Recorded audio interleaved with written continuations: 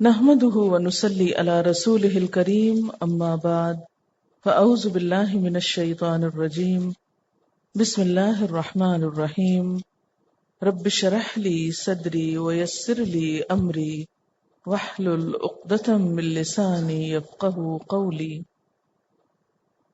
يوم تأتي كل نفس تجادل عن نفسها. بھاگ کے جانا کہاں ہے؟ جانا تو ویسے بھی آ گئی ہے.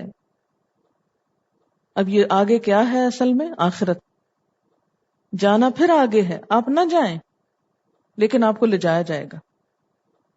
اور جب وہاں پہنچے گا انسان تو ہر شخص اپنے بارے میں جھگڑے گا، اپنے بارے میں حجتیں پیش کرے گا، عذر، دلیلیں، تعویلیں کہ اللہ تعالیٰ یہ مجبوری تھی، وہ مشکل تھی، بڑے مسئلے ہو گئے تھے، بڑی تکلیفیں تھیں، کیا کرتے؟ چیخے گا، چلائے گا، جھگڑے گا. جیسے دنیا میں ہوتا ہے نا، اگر ذرا سا ہمیں کوئی کچھ کہہ دے تو ہم لڑنے بھیڑنے کھڑے ہو جاتے ہیں.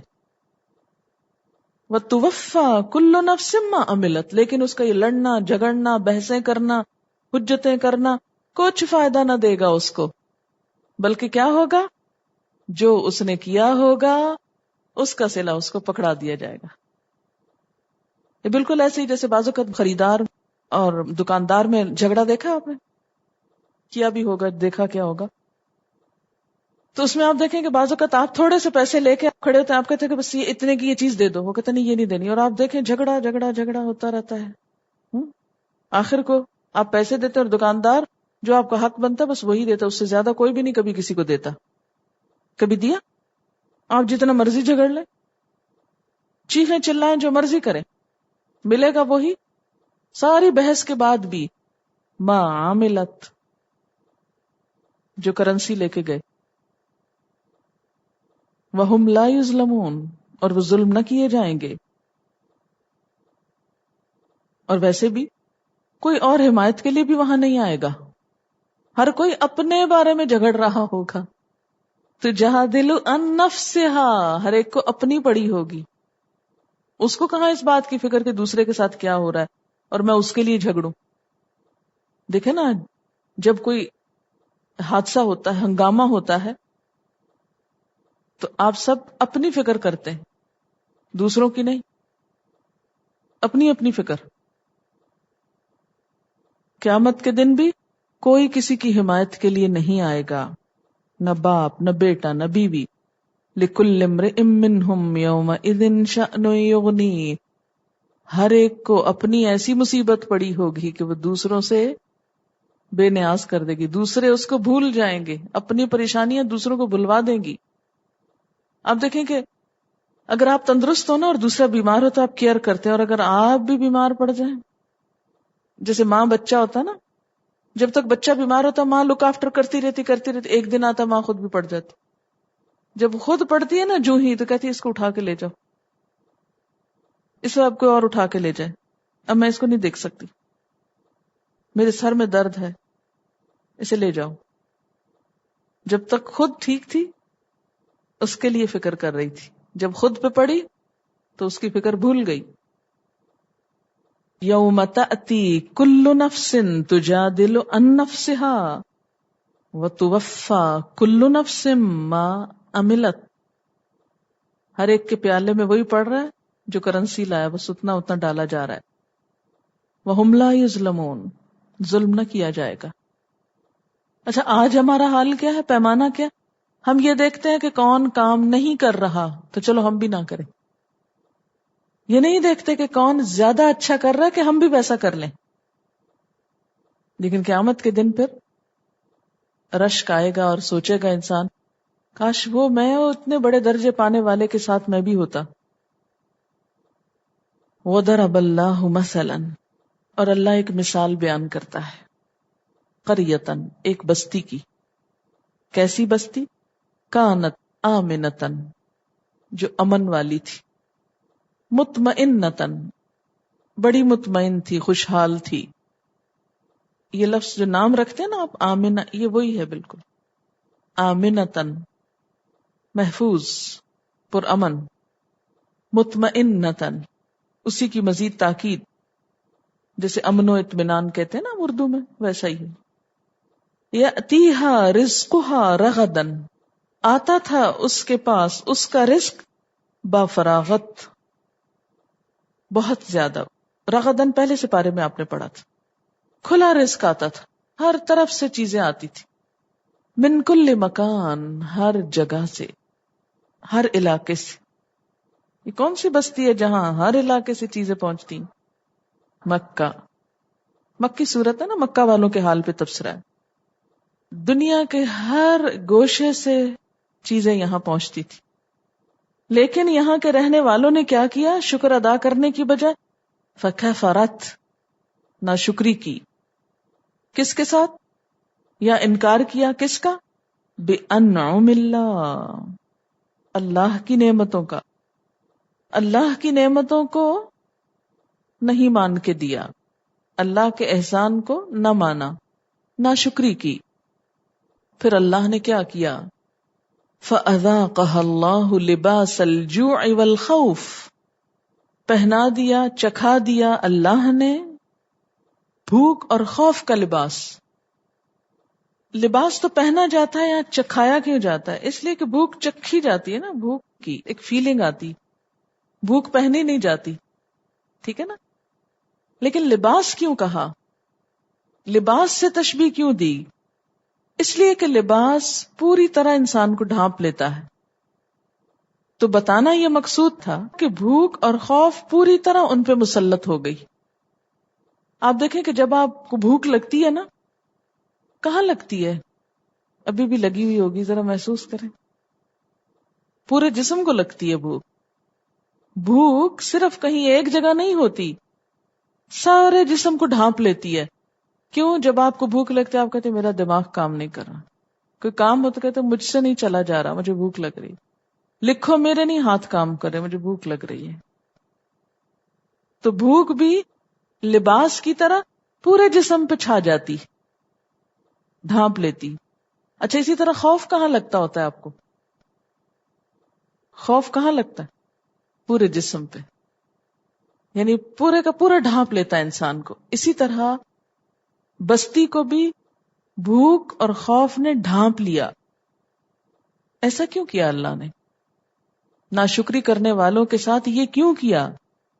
تاکہ وہ چوکنے ہوں، کیئرفل ہوں، ان کو جھنجھوڑنے کے لیے. آپ نے دیکھا ہوگا کہ مثلاً آپ کا بچہ کوئی غلط کام کرنے جا رہا ہے، آپ ایک دم چیخ اٹھتے ہیں، نہیں جاؤ، نہیں کرو. وہ ایک دم ڈر جاتا ہے، تو ڈر کے کیا کرتا ہے؟ رک جاتا ہے تھوڑی دیر کے لیے. کیا کیا کیا کہا آپ نے، کیوں چیخ رہے ہیں؟ تو یہ بھی اللہ تعالیٰ نے ان کے اوپر خوف مسلط کیا کہ وہ ذرا رک کے سوچیں کہ کیا کیا انہوں نے. بما کانوا یصنعون، بوجہ اس کے جو وہ کاریگری کر رہے تھے، جو کام وہ کر رہے تھے اس کی وجہ سے اللہ نے ان کے ساتھ ایسا کیا. بستیوں پہ عذابوں کی دو قسمیں ہوتی ہیں، بھوک اور خوف، جو ان عذابوں سے مختلف ہیں جو پچھلی قوموں پر آئے. پچھلی قوموں پہ کیا آیا؟ طوفان آیا، زلزلہ آیا، آندھی آئی، پتھر پڑے، چیخ، زلزلے، ٹھیک ہے. اچھا، لیکن مکہ والوں کو ایسا عذاب نہیں آیا، کیونکہ اللہ کی حکمت تھی نا کہ ان لوگوں سے آگے دین کا کام لیا جائے گا، بالآخر ان کو ہدایت ملنا تھی، اور آہستہ آہستہ مان بھی رہے تھے. لیکن ان کو جھنجھوڑنے کے لیے بھوک اور خوف مسلط کی گئی. اچھا، امت مسلمہ کے لیے بھی آپ صلی اللہ علیہ وسلم نے فرمایا کہ ان کے اندر جب بگاڑ آئے گا نا تو یہ بھی بیک وقت نہیں ختم کیے جائیں گے، دھنسائے نہیں جائیں گے، یا مکمل ایلیمنیٹ نہیں اس طرح ہوں گے کسی بھی اس سے. لیکن عذاب کی یہ قسمیں، بھوک اور خوف، آج بھی آ سکتا ہے اور آتا رہتا ہے. سورۃ الاعراف میں آپ پڑھ چکے ہیں نا. پھر کیا بستیوں کے لوگ اب اس سے بے خوف ہو گئے؟ کہ ہماری گرفت کبھی اچانک ان پہ رات کے وقت نہ آئے گی جبکہ وہ سوئے پڑے ہوں. اور بار بار قرآن کہتا ہے کہ چل پھر کے دیکھو انکار کرنے والوں کا انجام کیا ہوا. آپ کو معلوم ہے نا کہ 1999 میں ترکی میں جو زلزلہ آیا تھا 17 اگست کو 3:05 پر، اس کے بارے میں کہا جاتا ہے کہ صبح ایک شدید ہولناک زلزلے نے ترکی کے کئی شہروں کو جو مرمرا سی سے قریب تھے زبردست طریقے سے ہلا مارا. چونکہ مسلمان کو امدادی سامان ترکی لے جانے کی اجازت نہیں تھی حتیٰ کہ اسے ریڈ کراس کے حوالے نہ کیا جائے، تو یہ رپورٹ جنہوں نے لکھی ہے وہ کہتے ہیں کہ ہم نے بغیر کسی ساز و سامان کے ہی ترکی جانے اور وہاں کی صورتحال کا اپنے طور پہ جائزہ لینے کا فیصلہ کیا. پہلا شہر جہاں ہم وارد ہوئے وہ آدھا پازاری تھا.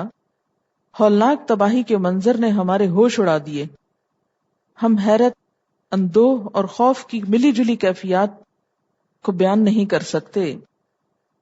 کہتے ہیں کہ کنکریٹ سے بنی مستحکم عمارتیں ڈھیر ہوئی پڑی تھیں اور بل کھائے ہوئے فولاد کے ملبے تھے. 5 منزلہ عمارتوں کے ڈھیر تھے جو پلیٹ میں رکھے کیک کے ٹکڑوں کے ستون کی مانند معلوم ہوتے تھے.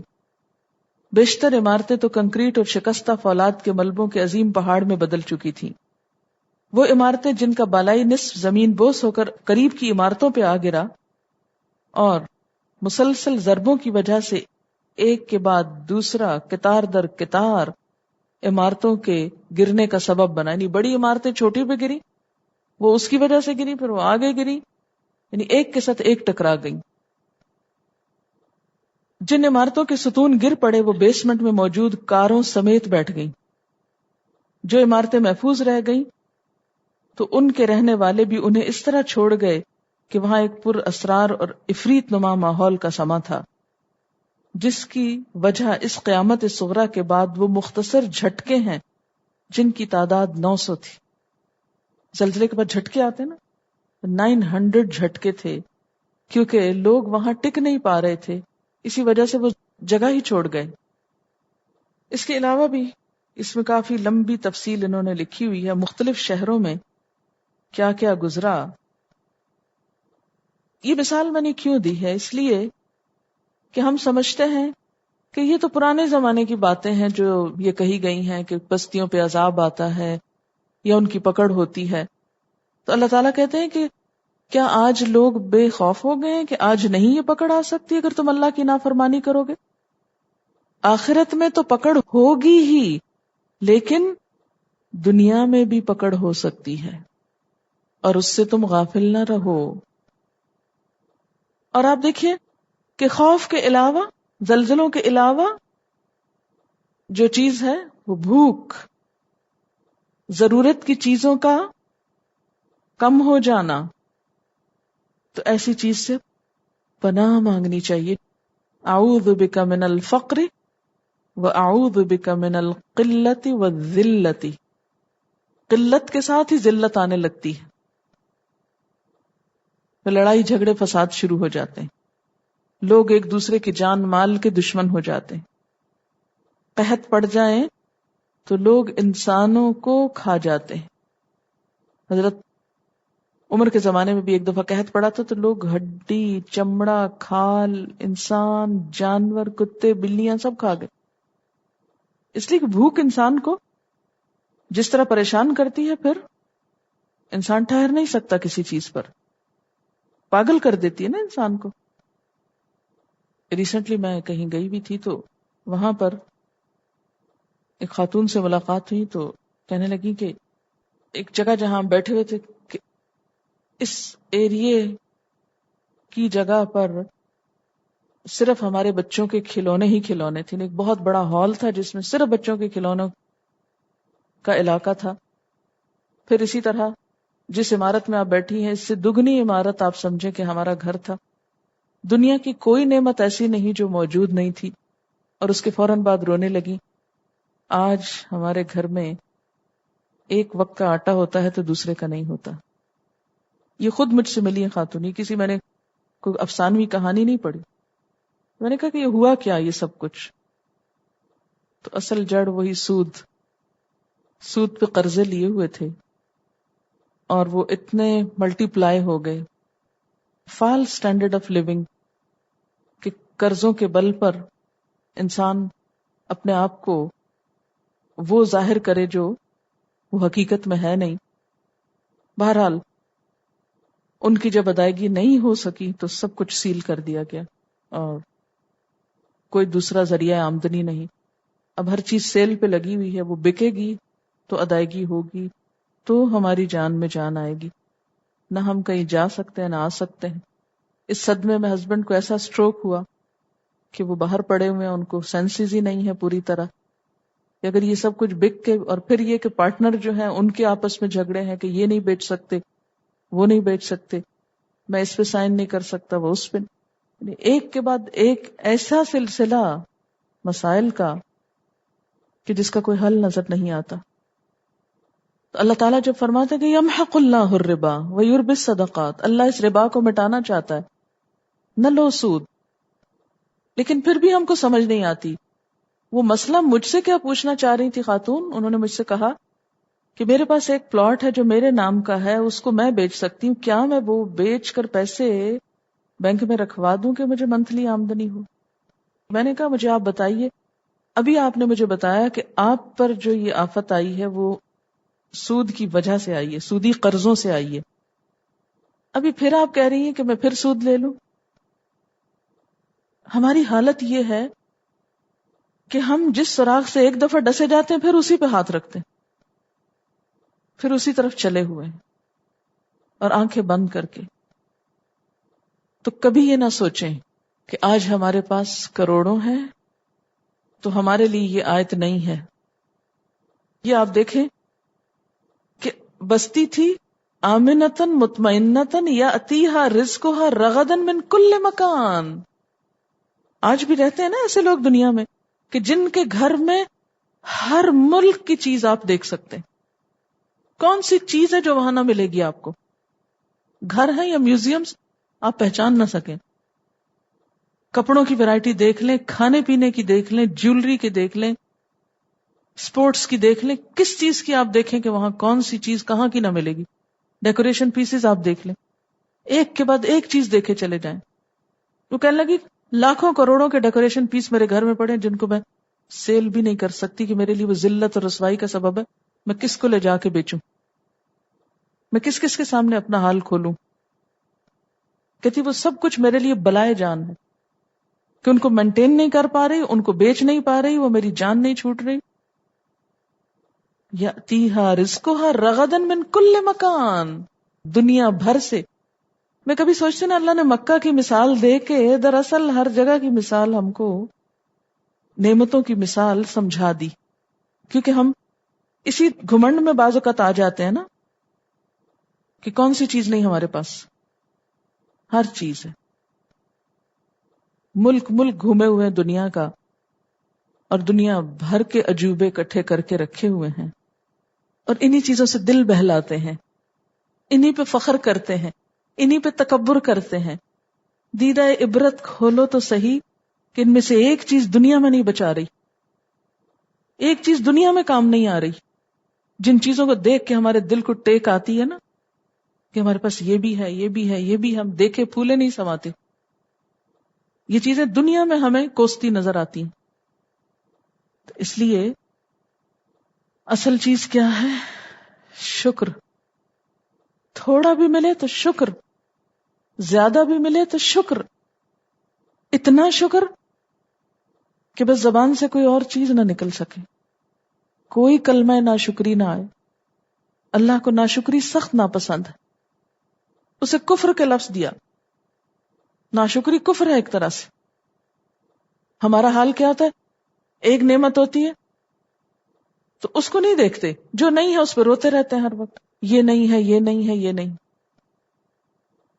عام طور پر ہمارا حال یہی ہوتا ہے نا، جو ہوتا ہے اسے بھلائے بیٹھے ہیں، اور جو نہیں اس پہ دن رات رو رہے ہیں. اور پھر ہمارے بچے بھی تو یہی کچھ کرتے ہیں نا، وہ کمپیئر کرتے رہتے ہیں. فلاں نے اس ماڈل کی گاڑی لے لی، ابھی تو آپ کے پاس یہی کھٹارا ہے. فلاں نے یہ کھلونے خرید لیے، ابھی آپ کے پاس یہ ہے. چھوٹی چھوٹی چیزوں سے لے کے بڑی چیزوں تک ہر وقت جس چکی میں گھوم رہے ہیں وہ صرف دنیا ہے، کیونکہ جنتیں بھول گئی ہیں نا. تو جب تک اس سے نہیں نکلیں گے وہ بڑی چیز نہیں نظر آئے گی. اب دیکھیں نا کہ قرآن کوئی ہسٹوریکل بک تھوڑی ہے، کوئی ہسٹری صرف تھوڑی بتا رہی ہے کہ یہ بتا دے ہاں ایک بستی تھی نا تو وہاں ایسا ہوتا تھا نا اور وہ لوگ ایسے تھے نا پھر ان کے ساتھ ایسا ہو گیا اور کہانی ختم. یہ ہماری کہانی ہے، یہ پرانی کہانی نہیں. یہ اس دور کے لوگ بھی کہتے تھے اساطیر الاولین، پرانی کہانیاں ہیں، کوئی نئی بات نہیں. یہ پرانی کہانی نہیں، یہ آج کی کہانی کہ اللہ نعمتیں دے تو ان پہ شکر ادا کرو. اور شکر کیا ہے؟ شکر کا طریقہ کیا ہے؟ دیکھیں نا، شکر دل کا احساس ہے نا جو نعمت دینے والے کے لیے پیدا ہوتا ہے. گہری محبت اٹھتی ہے اس کے لیے کہ کس نے دیا مجھے یہ. اس سے خود بخود ایک تعلق ہو جاتا ہے، قریب ہونے لگتا ہے. جس کے لیے شکر کا احساس آ جائے دل میں، اور جس کے لیے شکر نہ ہو وہ سامنے بھی بیٹھا ہو تو اس کی پرواہ نہیں ہوتی. تو جس دل میں اللہ کا شکر آ جائے پھر ہو نہیں سکتا کہ انسان اس کے آگے جھکے نہ، اس کی خوشی کے لیے قربانیاں نہ کرے، اس کی رضا میں اللہ کا دیا ہوا خرچ نہ کرے. وَلَقَدْ جَاءَهُمْ رَسُولٌ مِّنْهُمْ، اور البتہ تحقیق آیا ان کے پاس ایک رسول انہی میں سے. یہ تھی اصل میں ان کی ناشکری. دنیا کی دولت میں تو پھر بھی کسی وقت منہ سے نکل جاتا شکر ہے ہمارے پاس، لیکن صرف شکر ان نعمتوں پر نہیں، دین کی نعمت پر.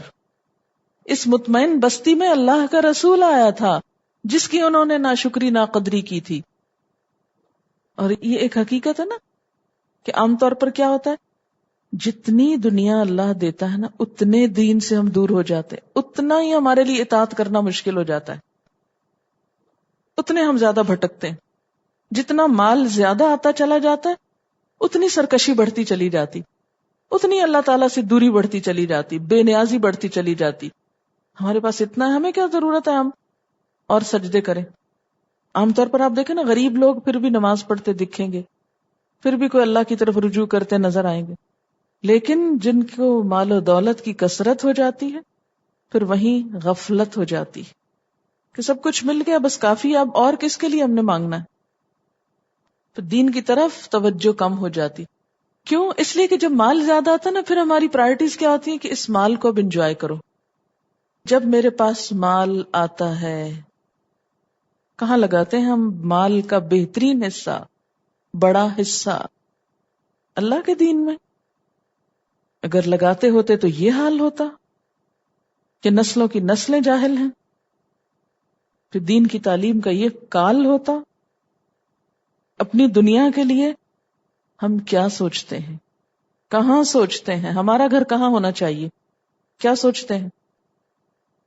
بہترین سے بہترین ایریا میں، اور صرف یہاں نہیں، معلوم نہیں کہاں کہاں کے لیے سوچتے ہیں، لیکن سب دنیا کے لیے سوچتے ہیں.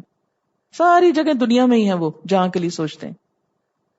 جو جنت کے لیے سوچتا ہے پھر وہ اللہ کے گھر زمین پہ بناتا ہے. جو جنت کا سودا کرتا ہے پھر وہ اللہ کے گھروں کے لیے خرچ کرتا ہے. کہ ایک اینٹ لگانا جنت میں اپنے محل کی اینٹ ہے، ایک اینٹ، پھر وہ بچا بچا کر جنت کے گھر کی اینٹیں لگاتا ہے. لیکن ہماری پرائرٹی صرف دنیا کے گھر ہیں جن میں پتہ نہیں رہنا بھی نصیب ہوتا ہے کہ نہیں. کیونکہ حقیقت یہی ہے نا، جتنا چاہے مضبوط بنا لے، جتنا چاہے لگژریس بنا لے، کتنے دن رہیں گے؟ ہمیشہ تھوڑی رہنا. تو ان کی اصل ناشکری اور ناقدری کس چیز کی تھی؟ وَلَقَدْ جَاءَهُمْ رَسُولٌ مِّنْهُمْ، ان کے اپنے اندر سے ایک رسول ان کے پاس آیا. فَكَذَّبُوهُ، ان سرکشوں نے اس کو جھٹلا دیا. فَأَخَذَهُمُ الْعَذَابُ، پکڑ لیا ان کو عذاب نے. قحط کی طرف اشارہ ہے. آپ کو معلوم ہے نا کہ جب نبی صلی اللہ علیہ وسلم ہجرت کر گئے تو بعد میں قحط پڑ گیا تھا ان پہ. سخت مصیبت میں مبتلا ہو گئے تھے مکہ والے، حتیٰ کہ ابو سفیان کو منت سماجت کرنی پڑی تھی آپ صلی اللہ علیہ وسلم سے کہ دعا کریں ہمارے اوپر سے یہ مصیبت ٹلے. فَأَخَذَهُمُ الْعَذَابُ وَهُمْ ظَالِمُونَ، اور وہ ظالم تھے. فَكُلُوا مِمَّا رَزَقَكُمُ اللَّهُ، بس کھاؤ اس میں سے جو اللہ نے تم کو رزق دیا ہے، حلالا طیبا، حلال پاک. دو شرائط کے ساتھ کھاؤ، کھانے سے منع نہیں کیا، لیکن حلال کھاؤ، پاک کھاؤ. حلال سے مراد آمدنی حلال ہو، چیز حلال ہو، اور پاک سے مراد جو کھا رہے ہو صاف ستھری ہو، گلی سڑی نہ ہو، کیونکہ حلال اور پاک کو چھوڑنا بھی ناشکری ہے. واشکروا نعمت اللہ، اور اللہ کی نعمت کا شکر ادا کرو. ان کنتم ایاہ تعبدون، اگر ہو تم اسی کی عبادت کرتے. اگر تم اللہ کی عبادت کرتے ہو تو عبادت کیا چاہتی ہے؟ عبادت کا خلاصہ کیا ہے؟ اشکروا نعمت اللہ. اچھا، ہم عبادت کیا سمجھتے ہیں؟ وہ ماری بندھی نماز پڑھ آنا اور پھر اللہ سے کوئی تعلق نہ رکھنا، اللہ تعالیٰ کا سارا تصور مسجد میں بند کر دینا، بس ادھر ہی اندر ہی رہیں، باہر نہ آنا. باہر ہم نے اپنی مرضی کرنی. ہماری پارٹیز میں اللہ تعالیٰ کہاں ہوتے ہیں؟ ساتھ ہی ہوتے ہیں ہمارے، یا کہیں اور چھوڑ کے آتے ہیں ان کو؟ میرا بیٹا اسکول سے کارڈ لے کے آیا، کسی بچے نے دیا اس کو، کہ پارٹی کا کارڈ تھا جو ہماری مصروفیات ہیں، مشغولیات ہیں، اور جن چیزوں پہ ہمارا پیسہ لگتا ہے، کیونکہ جب پیسہ آتا ہے تو ہم پہ پارٹیوں کو سوچتے ہیں نا. تو کہتے ہیں میں پارٹی میں جاؤں گا. میں نے کہا وہاں کیا کرو گے جا کے؟ ڈانس ہوگا، گانا بجانا ہوگا. کہتے آپ کو کیسے پتا چلا؟ میں نے کہا بیٹے پارٹیز میں یہی کچھ تو ہوتا ہے. اس نے مجھے کارڈ نکال کے دیا، جب دیکھا تو اس کے اوپر 3 تصویریں تھیں، 3 کارٹونز تھے، ایک بجا رہا تھا، ایک گا رہا تھا، اور ایک اور. میں نے کہا یہ دیکھو میں ابھی آپ سے کہہ رہی تھی نا. تو اس کو یقین آ گیا کہ ہاں واقعی. تو میں سوچ رہی تھی کہ پارٹی کا تصور آتے ہی ذہن میں یہ 3 کام آتے ہیں. اس میں اللہ تعالیٰ کہاں ہوتے ہیں؟ وہ نہیں اندر آ سکتے، ان کو نہیں شامل ہونے کی اجازت، کیونکہ اگر وہ شامل ہو گئے تو سب بوریت ہو جائے گی نا، پارٹی کا مزہ ہی خراب ہو جائے گا. تو عبادت صرف مسجد میں نہیں ہوتی، اللہ تعالیٰ پارٹیوں میں بھی ہمارے ساتھ ہوتے ہیں. ہم ان کو بھولے ہوئے ہوتے ہیں، وہ ہم کو دیکھ رہے ہوتے ہیں. اب میرا بندہ میرے دیے ہوئے مال سے کیسی شکر گزاری کر رہا ہے، میری مرضی کے خلاف خرچ کر کے.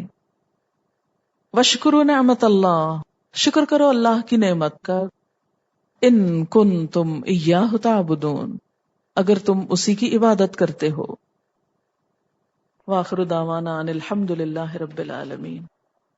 سبحانک اللہم وبحمدک نشہد ان لا الہ الا انت نستغفرک ونتوب الیک. السلام علیکم ورحمۃ اللہ وبرکاتہ.